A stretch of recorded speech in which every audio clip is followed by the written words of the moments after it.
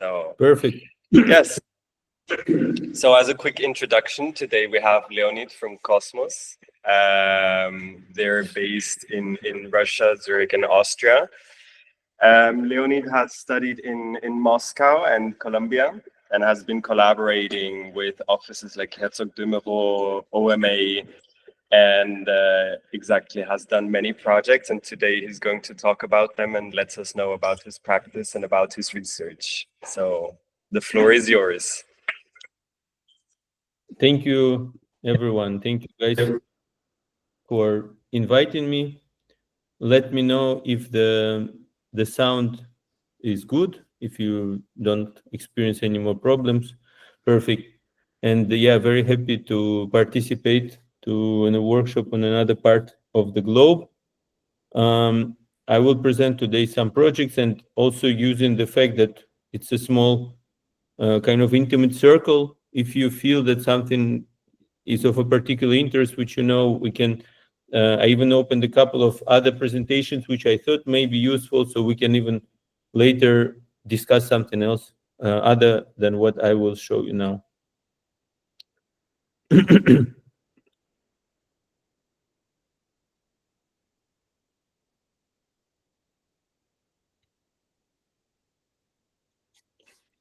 Let me see if my screen, because now I don't see you, if my screen is visible. It should be green first page. Yes, we can see it. Perfect, perfect. I entitled today the lecture Unused. I will explain a couple of slides later.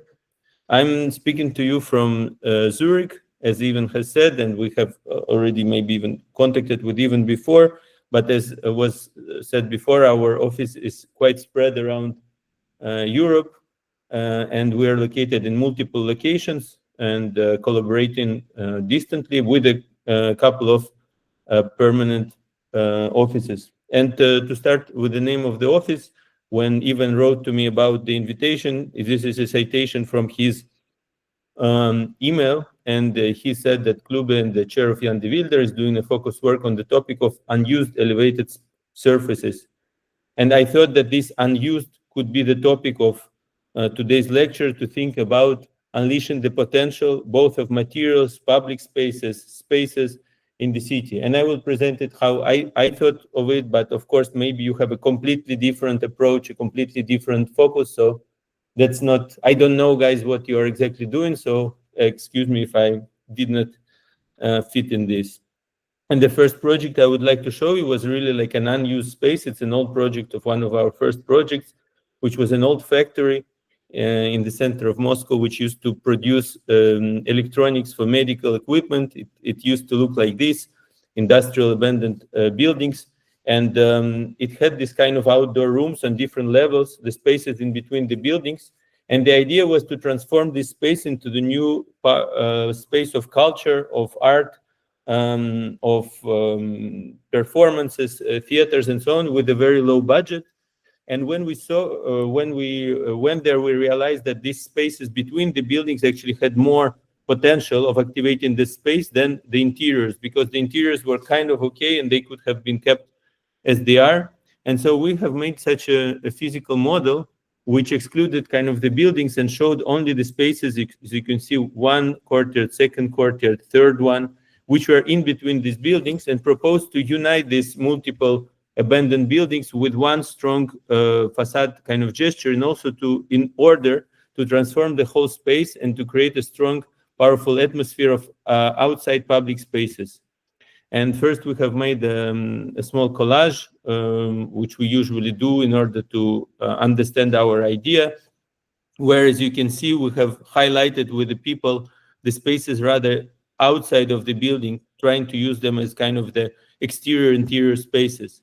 And then we came up with an idea of the material, which was relatively affordable and could have been reused later, which is a insulation foil with which we wrapped the whole campus, let's say the whole site. This material, you probably know, it's used in construction often in order to insulate the pipes, the ceilings, and so on. And we used it as a visible material for the building. This was the detail, and we wanted it to be kind of looking perfectly, but This was kind of a mistake from which we learned that imperfections, which was done during the construction site, that it was very, very hard to control this material. And actually, they looked better and more interesting to us. And the other way how we activated this space was with the reference. Here's a reference of trolleybus wires with the suspended wires with lights and with reflectors, which allowed us to activate these spaces in the night, because during the night was when the spaces became really lively with raves, theater performances, dancing, and so on. And one more element which was quite important to us, it was also helping us to somehow divide this site, which was quite open from surrounding office buildings. On the back was this big peel or moon or circle, which we have installed in order to also kind of activate the space, but also to give it the image of this theatrical and a bit kind of cardboard atmosphere, real and surreal at the same time. And in order to give it this kind of especially artificial and a bit theatrical quality, we have painted it with a paint which is used for the roads, which reflects the light, and therefore it has this kind of extra white image, which looks as if it is always Photoshop. This white is kind of more white than a normal white, and that allowed this space to activate this space and to become kind of the main symbol of this place, which people were dancing around, taking photos, and so on. And while inside, we almost left these old industrial buildings as they are, and they were rather activated by the users. One sec, like the sound is having a quick issue. Can you give us 1 second? No worries. No worries. Sorry. It's 55. Tell me from where should I restart?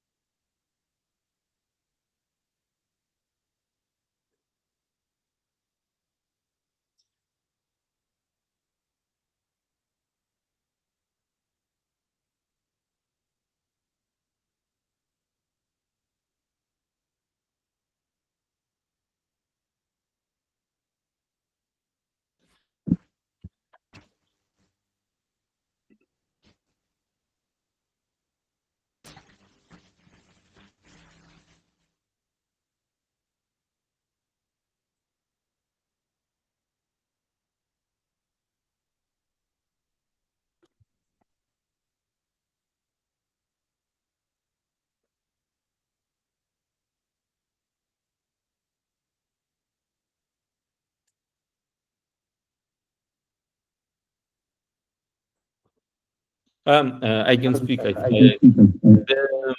The sound of you, if you're trying to say something, is not working, but I see you well. I can write it in the chat, maybe.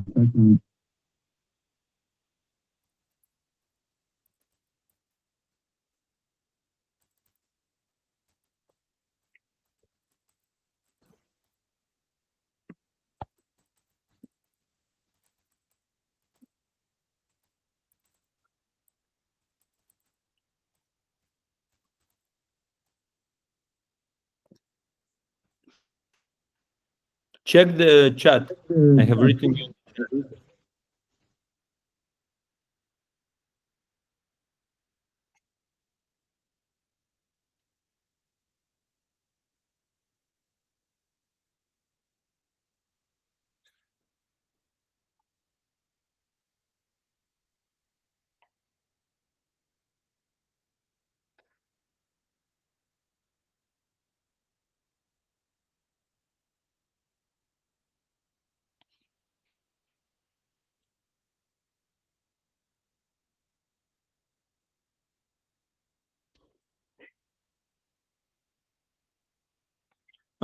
We can hear you, but you don't hear us. You can continue with the lecture. Okay, let's try.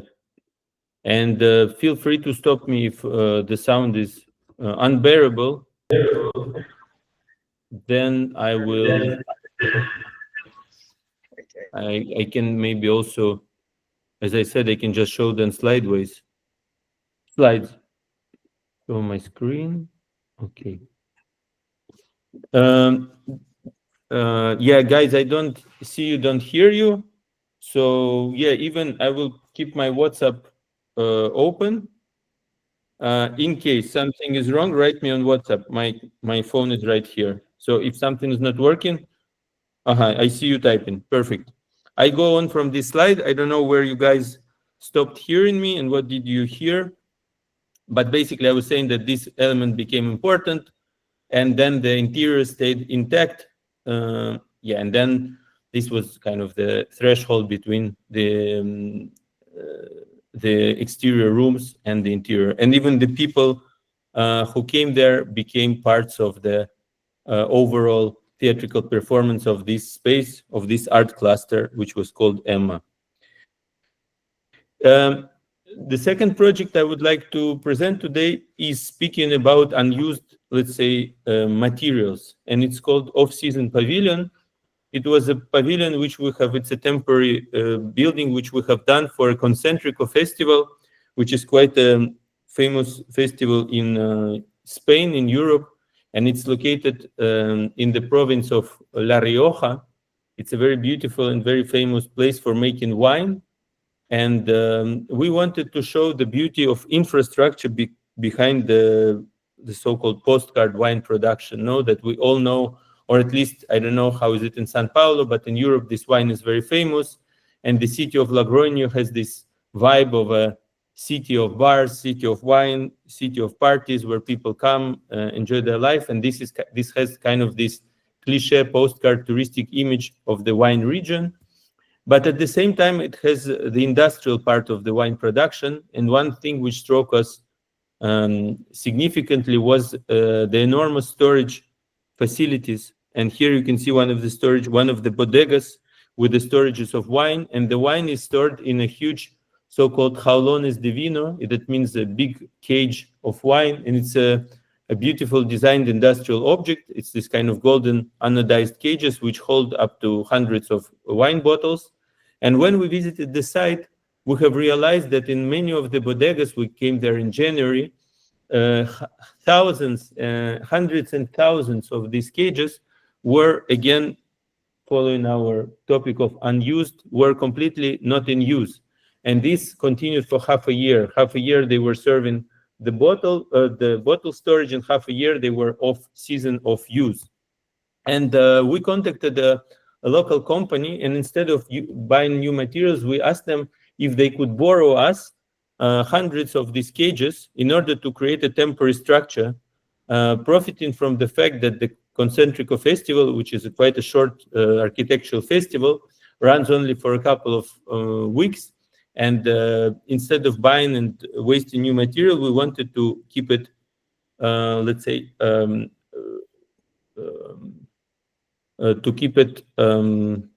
free of any trash, of any demolition after the festival. So we have taken these cages, and together with the company, we have strategically chosen a site next to a historical cathedral and placed there on this esplanade, which was also not a very popular, but a very beautiful public space. We put there a little more human scale, little basilica, following the structure of the existing church, which was fully made out of these containers, had a very simple plan, which had three kind of lines on one side, which would allow you to pass, and created this building without any additional materials except these wine cages. And this little pavilion gave shadow and also allowed people to gather and became kind of a local place of gathering for the duration of the festival.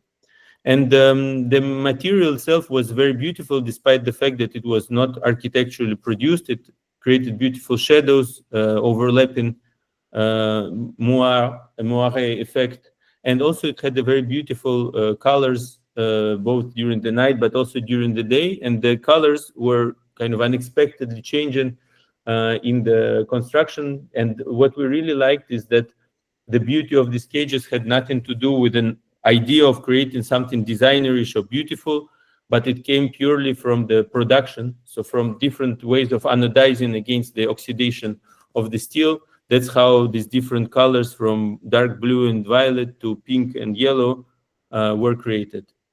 And what was important for us is that this place was a place for public gathering, but after the pavilion, all these cages were dismantled and went back to serve their original purpose, not the off-season, but during the wine season.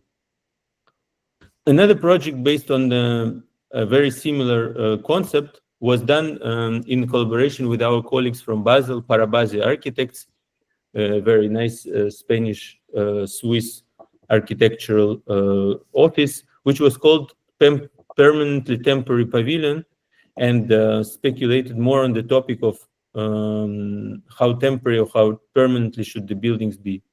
The project was done in Barcelona, and it was a result of a competition for a model festival of Barcelona. And we wanted to, again, speaking about the unused spaces, unused materials, to reveal the hidden unused resources of such a city.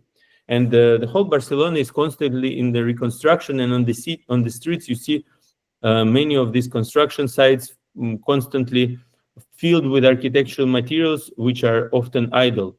And together with the city authorities, we have found out that there are multiple locations around the city of storages where materials are lying down. These are municipal storages which we have visited together with our partners, and have indicated different materials up to, for instance, in this place there was around 2,000 of highway jerseys just standing on the field. In another place there was plenty of wood and different pipes.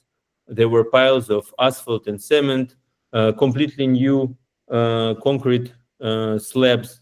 And in one place we even found a company which was producing concrete tunnels, which has produced a tunnel with mistakes. So they had thousands of pieces of an old tunnel standing somewhere waiting for not clear what future. There was also cages of water. And one of the most exciting probably was a storage of historical monuments, which were placed in one room from different buildings, from different cemeteries, different monuments, different epochs. And we have chosen one of them to be also part of our project. And these spaces themselves, they were also beautiful unused spaces. So this one place looked like a Guggenheim Museum of Frank Lloyd Wright Museum in New York, and it was completely filled with leftover, almost trash materials, and had a very beautiful interiors. We even saw the doors of Antonio Gaudi somewhere waiting for their time, or pieces of the non-built project by Enric Miralles, a famous Catalonian architect. And after visiting all these places, we have collected kind of a catalog of these elements, and chose them and curated them and chose the most, let's say, permanent materials in order to show that the temporality of architecture doesn't mean that the materials should be very thin or cheap or one use. And by creating a catalog and trying to test different options, we have came up with a strategy of a small central pavilion, which would be placed in the park in order to give an access to this park, but also to show to the citizens who live there the hidden possibility and the hidden potential of these unused materials. And this is how this small pavilion looked like. We used, as you see, different elements in order to create different parts. It's a main load-bearing structure, the entry, portico, and other places. And in the night, it looked like a lantern, which also gave a possibility of people to enter the park, to be inside, to be hidden from the shadow. There were also kind of explanatory and educational materials speaking about all these places that we have visited. It was also a place for parties. And what was important for us is to use the materials not in the way to creatively rethink the function and the structure of the materials. So for instance, the the sculpture became a structural element. The spheres became the elements of holding of the structure. The jerseys became like a big shelf and like a little room inside. And it was very important for us also to show the coexistence of the permanent and temporary material. And here you can see how the net, which is usually used for scaffoldings, is coming into a rhyme with the folds of the clothes of the old sculpture. And in some of the places, we even stored the additional materials which were found by us during the process. And even the furniture kind of underlined its temporary, permanent character and was made out of super heavy pieces of asphalt, but could have been playfully moved with the help of the wheels. And in the end, we have made also, like you guys, a workshop with the local citizens, providing them all the materials that we didn't use but collected for this workshop, that they have created their own furniture, and again revealed the potential of the city unused materials. And similarly to the case of Logroño, the elements from this pavilion after the festival was over went back to sleep and to be again unused in their respective places. Another project which I wanted to show today is a sports center, which was originally done for the World Championship of Football. So it was a project which was theoretically done for a very short event, but the idea was that this potentially temporary building should last in future. And we tried to make it as neutral and as kind of multifunctional as possible in order to anticipate the future use. As a reference, we chose a billboard, which for us was it was a project which stood in the park. And it was important for us to announce this new sportive center. But at the same time, what we liked in the billboard, that this was kind of a minimal construction to announce something. And here, this image of a billboard, which is not announcing anything but itself, laid in the base of our concept. And we have created a simple building which had 4 different flaps, which were located or oriented to 4 different directions. And each of these flaps had a use. So one of them was used, as I said, as a billboard to announce the building, and can be also used as a place to display something. Another one was used as a canopy for the runner club, because this space was for different types of sports. Another one, the third one, was used as a scoreboard for the football field oriented to the other side. And the fourth one was used as a kind of an inclined, how we called it, inclined gym, which people could go up the roof and also could climb and use it as a stretching device.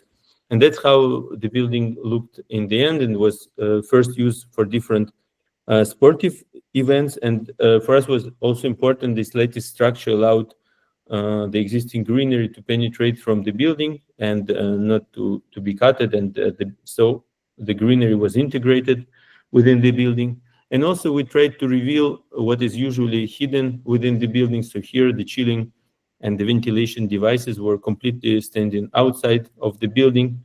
The building provided, as I said, a place for the greenery, but also the shades, which was important for in the park, and kind of had several layers. The glazing layer, then providing the shade in order to make it, to cool it down. Then there was a layer of surrounding sportive rubber, and then the layer of shadow.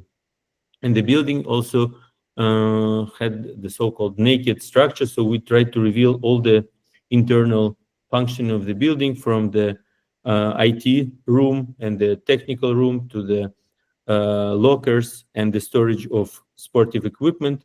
And inside the building was organized in a way that we had 2 clear axes. One of them allowed you to go to running, to football, to basketball, and to outdoor gym, having 4 entrances and exits. In the core of the building, there was a lockers, showers, and other facilities, a multifunctional space for different events, which was very useful in future. And the 4 slabs. And this is how the sportsmen, after they took the shower and changed, could run to one of the sides of the building. And they on each side it had a sports ground around it. And the only kind of opaque and dense place was the locker and the toilets in the middle, which was painted to a very bright color in order to activate the sportsmen before they go outside. And this is a multifunctional room, which was done as neutral as possible with a movable partition with lots of mirrors and glass, which allowed to also kind of feel as if you are partially in the park. And from the first day of the football championship, you can see that this was done already. This was used as a press conference room, but later it became a place for multiple presentations of books, symposiums, lectures, and so on. And after the moment when the building celebrated the football championship, it was originally temporary, but 6 years later, it still exists and has changed already so many functions, and most of them are not related to sports. So it had movie screenings, it had book launches, pumpkin carvings, sewing classes, yoga classes, and so on. And that's how the building received its kind of further use and continues to serve even now. And speaking about the unused spaces, I would like to show a recent competition which we did for Geneva University of Physics in collaboration with our colleagues from Geneva sociais Architects. And if I'm not mistaken, Angelique Künzle spoke a couple of days ago in your lecture series, so you probably know about this office. And this was not a one competition, but we are quite happy with our colleagues about the strategy, and it speaks exactly about this potential of unused, how to actually give a meaning to something that is not in use. So the competition started, this was a site, it is a huge university of physics which had to grow. This was the original site, there were several existing buildings on the site. And the idea was to make a new university of physics. And what was given as a task, this is a screenshot from the brief, was a big tower standing on the river and kind of given a new scale to this part of Geneva. And we decided to question the whole idea of making a tower, which was, of course, quite a risky proposal. As you can see, it didn't win. Finally, the tower option win. But why we thought about not making another tower, was the fact that right next to the site, so this is where my cursor is, that 1, 2, 3, these are the buildings which is our site, but right next to it, there's a building of Swiss Radio and Television, which is a huge building of offices, approximately the same size of the required volume for the university. And there was a news that this building, as you can see here, is, for instance, a screenshot from a local newspaper, which is happening obviously after COVID. Then the number of empty offices is exploding in Geneva. Everywhere they rent offices. And basically right next to our site, we knew that this building will be vacated by the time when this university will be built. So what we proposed is to structurally allow that in future there could be built a tower, but for the time being to propose to university to reuse the existing tower, which was right next to the site. So this is our site. And in order to do this, to reduce the building volume, to reduce CO2 emissions, and to make a much more scale, a building in the scale of this quartier without unnecessary densification. So here, basically, we came out of the boundaries of our site and proposed to use the existing site of the Swiss Radio and Television, and therefore our proposal, instead of having a huge tower here, relied on the fact of having this kind of empty, vacant, unused tower right next to it. And the idea was to dismantle the existing buildings in order to reuse partially their components, then to build, let's say, around 60% of the volume, necessary volume, on our site, and to use the potential of the building next to it. And then in future, if it's really necessary, this building can be again given its original or some other function, and this additional volume can still be built. And that was the image of this project. showing you some reused components from the existing buildings and the coexisting of the tower and the new building. And as you can see, it also had kind of a free structure in front of the main office building, which allowed kind of a vertical facade, a vertical public space to go in order to access all the spaces from the outside. A small diagram of both buildings and some impressions from the interior of this space. And if I'm not mistaken, I think it's already even said that we have around half an hour, right? Even. So maybe I would show you now the last project, correct? Yes, you can take your time. Okay. I mean, I can continue, but I was thinking maybe we can finalize with this project. It's a project called Chateau Chapiteau, and it's a nomadic community in the mountains in Georgia. And Georgia is a country, not the state in the United States, and it's a very beautiful, picturesque country, which has mountains and sea, and the space which we are talking is kind of a far away, a peripheral place in the mountains, in the borders in the border already of Azerbaijan, a beautiful kind of mountain, the basis of the mountain, where a community of young people, young creative people, they decided it was to acquire a land which was very cheap, because this place is really like, I mean, no one goes there. It's really in the middle of nowhere. And to create there kind of a community of friends, of colleagues, of people who think the same, and then to transform it into a place where you can go for for a vacation with kids. So basically to create like a camp, starting from a camping and finalizing to a community of like-minded people. And they have given it quite a lot of soul, but they were missing the, let's say, the place to stay there. So first they were even camping there on the site. They started to make organic farming there, moved there with their own kids. And the task for us was to create the shelters for their community, to use minimum resources, but to have maximum fun, because they had really their own skills, very little money. They tried to crowdfund this project, and they actually managed before they had the, sorry, accidentally I started Siri. Give me a minute. Okay, yes, so they managed to give life to this before unused land. And we have came up with the concept of first what we called primitive huts. It was the idea of creating a series of small different types of shelters and to see which ones would be actually working on this site and which ones not. So we have created a series of projects, some of them more complex, some of them less complex, some of them were built, some of them are in the process, some of them were not, they were not able to build. And the first one I would like to show was a tin, what we call a tin can castle. It was a shelter which was built finally for a price of around 6,000 euros. It was also used at the beginning of Russian-Ukrainian war by the refugees who were coming there. And we tried to work with the local materials. So it was very hard to find any high-quality materials or high-quality construction there. So we looked around. One of the most typical things around was this local agricultural sheds, which used a lot of metallic profile. We looked at the local techniques. Sometimes they were making foundations out of reused tires.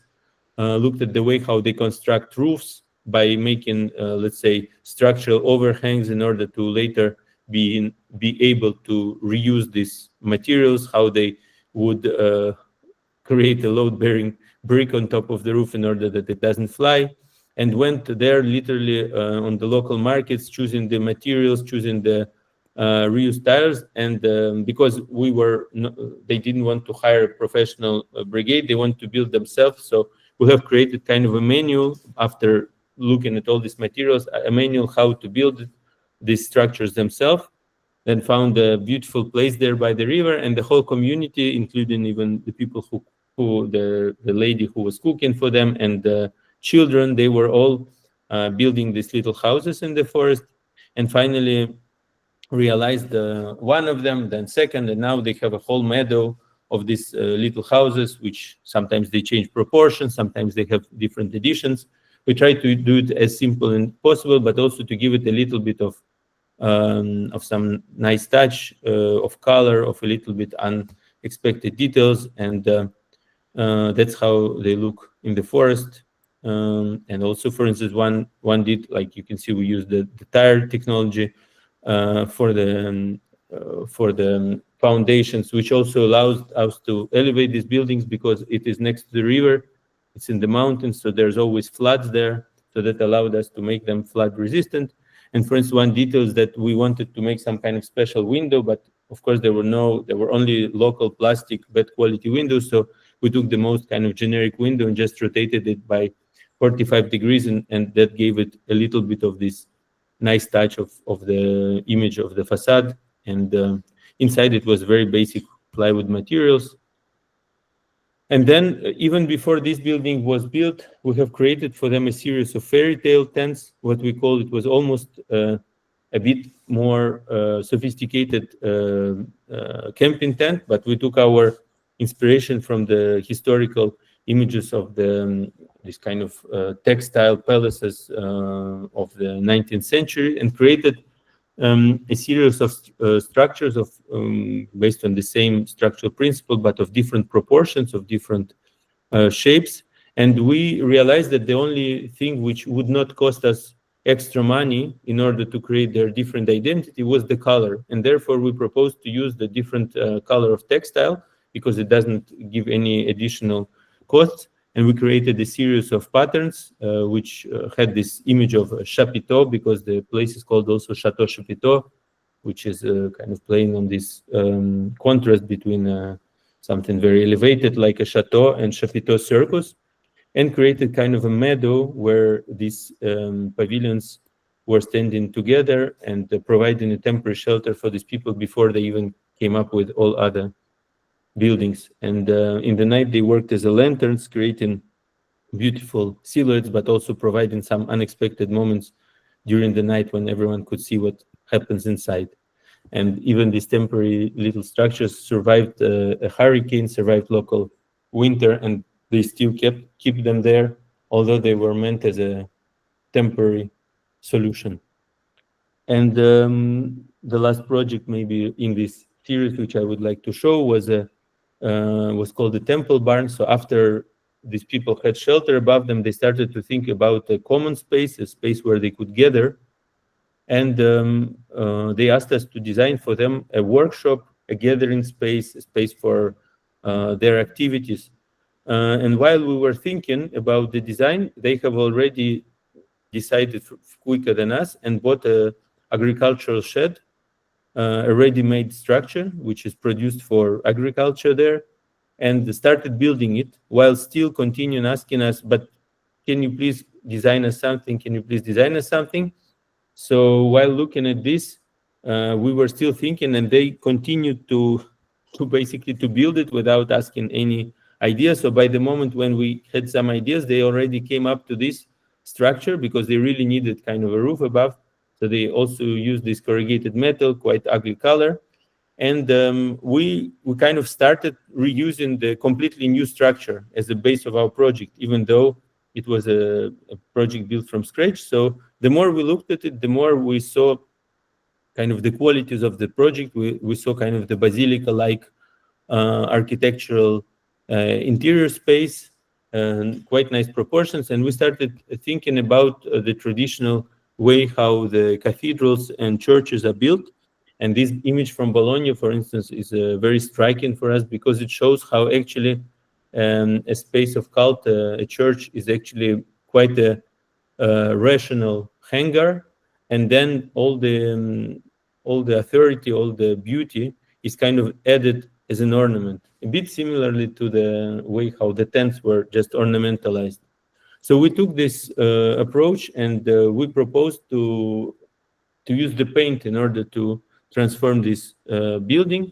So sometimes we call this building how much one can do with a bucket of white paint. And basically taking again some examples of the most famous let's say, cult spaces, because we also saw this workshop as not only a place for gathering, but is not only a place for work, but also a place for gathering. And we proposed to the whole community to repaint this this building, and also used as a reference, maybe you know the story of Tom Sawyer and Huckleberry Finn, which convinced all his friends to paint the fence with him. And then we used it as a way of basically bringing the community together. So we made the pattern for this building. We added there a couple of little details. We added these wings, which allowed them to store the material without the rain. We cut away part of the facade in order to give light inside, and created this pattern. And that's how the building finally looked. And inside we kept the black fachwerk as minimal as possible without changing any interior details. And just the circular lights on both sides gave it quite a nice light, and they could work there normally. And the whole community was very happy, and also they were brought by making this process. And now they use this space as a space for workshops, for making their own things, for gatherings, for celebrations, birthdays, and so on. And that's how the building looked again during the not so often happening in this quite warm country winter months. And this white pattern with black structure was quite nicely blending within the space. And with this, I would like probably to say thank you, because I think we're exactly now around half an hour, 30 minutes. And thanks for the invitation. And if you have any questions or you would like to hear something else, let me know.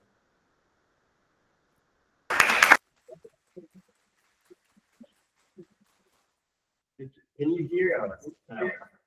Yes. I mean, let me stop presenting. I hear you. I think not with, not perfectly, but I hear you. Now not. Now Klube, I don't hear. Now, So here you can. Alex Bucher, I hear, in Klube not. Maybe turn off. Okay. You can use Alex Bucher microphone. Perfect. So thank you so much for sharing your work with us. It's without doubt very inspirational and very thoughtful.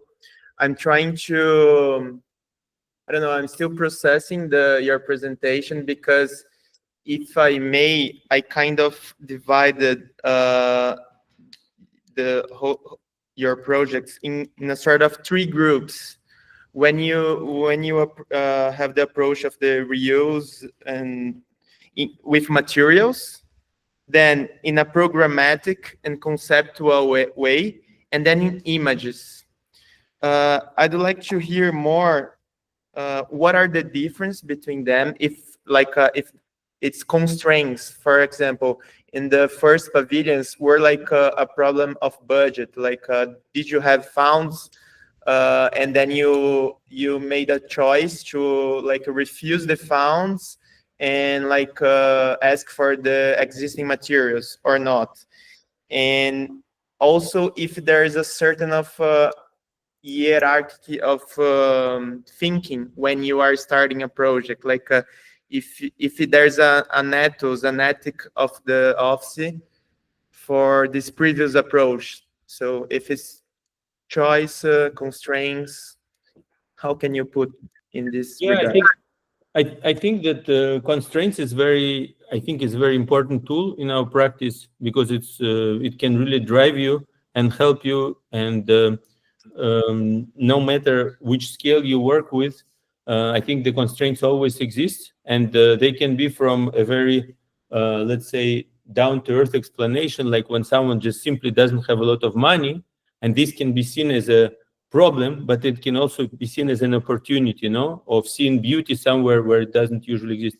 But if you take on a bigger scale, of course, the question of resources is a bigger problem, and you don't, like in the case of the University of Geneva, but we have some other projects, similar projects, where even if the client is a rich, let's say, Swiss institution, doesn't mean that you need, maybe you can just invest the same amount of money somewhere more meaningful, or avoid demolition of or a kind of a vacation of being vacant of a beautiful structure.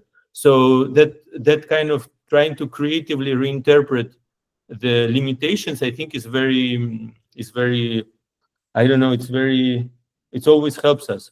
I actually wanted to say that, I mean, I have, it's not a lecture, but I have also, let's say, I opened like a file, which, I mean, I can just say about it in words.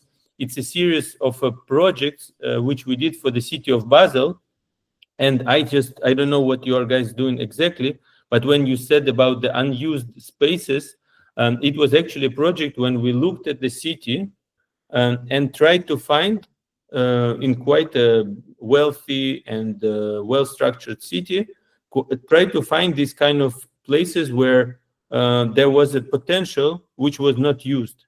And then we made a series of speculative projects, which actually later they became kind of strategic urban projects for the city, which was unused. So for instance, in one place, there was an underground river, which was just a tunnel underground, and it was not used. In another place, it was a swimming pool, which was also partially not used. In another place, it was a campus of a corporate, which could be used during the weekends. And we have created a series of such a projects and kind of presented them to the city, and then the city took them even in their urban development. So I think it can be really go from a little, like how you use tiles in your bathroom, to a city scale thinking, trying to see kind of creative reinterpretation of this scarcity or limitation. Very nice. Thank you. Thank you. Thank you, guys. Anyone has some questions they would like to ask? Then I have a question about the pavilion with the net that spans over on top with the remains of the tunnel, the wrongly produced. I was just kind of curious about the assemblage, because I didn't see any screws or any like supporting structures or constructions. So was it just all with weight and tension and pressure and nothing, or no adhesive, no screws, no nails? It was really like this temporary and just what you had, and you kind of then threw the net over it and attached it somehow? Or were there some of these elements? No, that's right. And that's kind of one of the principles of the building. Like there is, obviously, you probably know about it, buildings which are designed for disassembly, and this can go to the scale of, for instance, now we are doing quite a big competition in the city of Basel, which we're in the, let's say, late phase. Doesn't mean that we will win it, but at least we are already enjoying the process.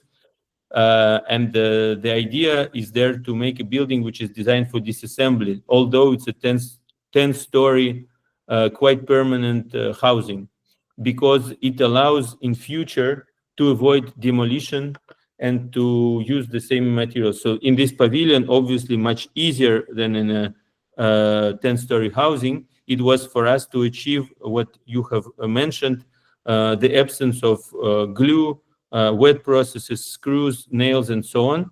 And in order to underline it, because it had a little bit of a, maybe, I don't like the word didactic, but a bit of didactic function for the city of Barcelona to reveal to its own citizens the potential. So we tried to pull it all together with straps, with a tensile net, and we have created this kind of a detail that the net, when you basically roll it and you create kind of a thick sausage out of the end of the rope, and that rope, it goes all around all the materials and keeps it together. So yeah, that was one of the principles of this material. And obviously pavilions, they are much more kind of evident, but in a big, I mean, we also have another project, which I didn't show today, of course, all the projects, but we have some other projects where this principle of designing for disassembly is made in a much bigger scale in an office building.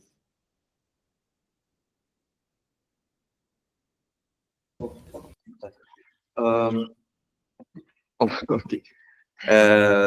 I was wondering about the materials, because I saw that you use a lot of steel,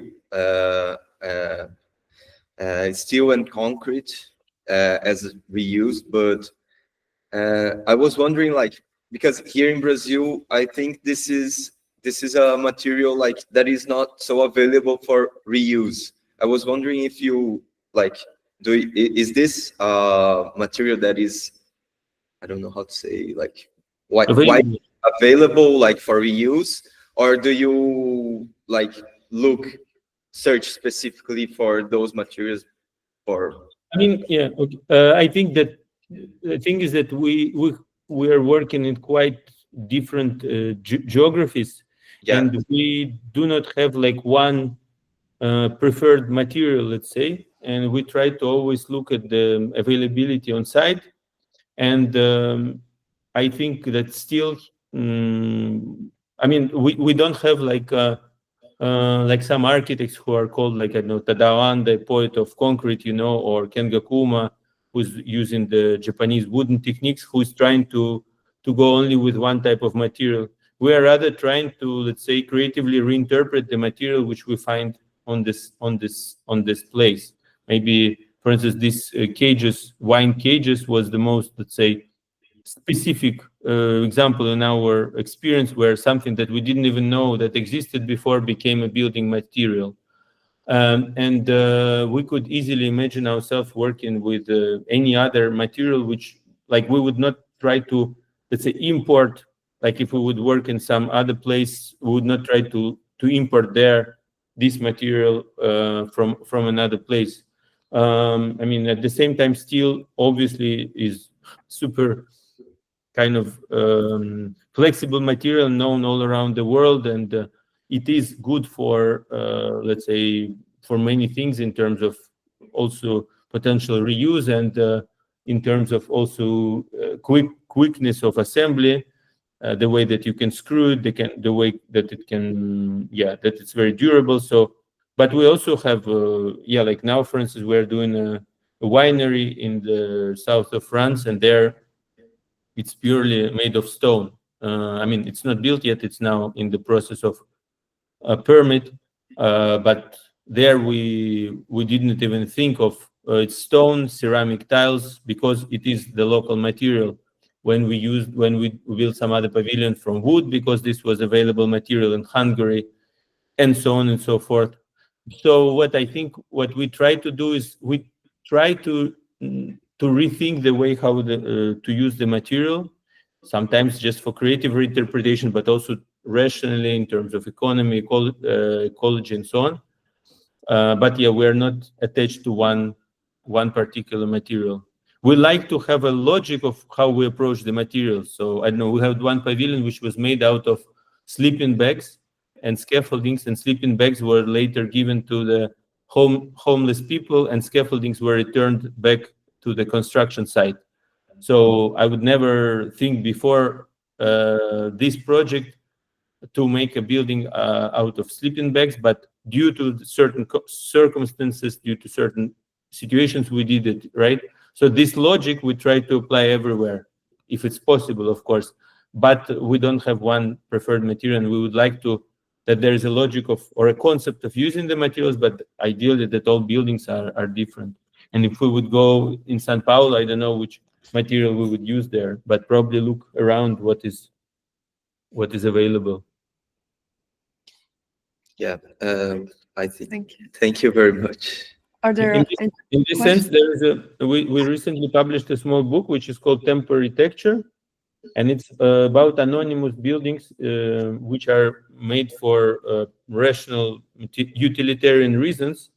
And there we speak about the way how these kind of buildings, they're always local. They're always done out of need, very quickly, very, very rationally, mostly without architects or with anonymous architects. And they usually use the most, let's say, available materials. And for instance, I mean, I can show you a couple of examples. So for instance, in Hong Kong, they're using, as you probably know, I don't know if it's, wait, can you see me? They use the bamboo scaffoldings, you know, Whereas, for instance, in China, let me show you one more. Or like, let's say during the war, they used the sandbags in order to create protection very quickly. Or for instance, in Africa, they used, this is a super beautiful reference. 1 second here. They used